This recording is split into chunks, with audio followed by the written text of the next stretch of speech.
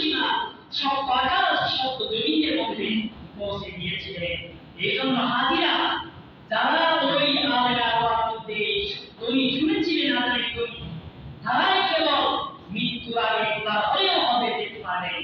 যারা শুনেন নাই তারা যেতে পারবে না। তারা না শোনা অবস্থায় দুনিয়ার বিদায় হয়ে যাবে।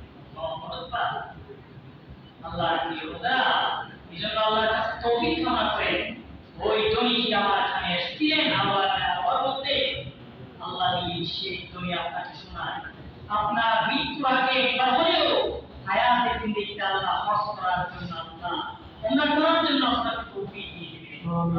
আমিন বলে আমিন। এইটুকু হজ্জের মাস শুদ্ধ জুমার দিন মাসে আল্লাহ যেন ওই মহান ইবাদত আল্লাহর ওয়াদা ফরজ ইবাদত আল্লাহ যদি তৌফিক হয় আমাদেরকে যেন আল্লাহ মৃত্যুর আগে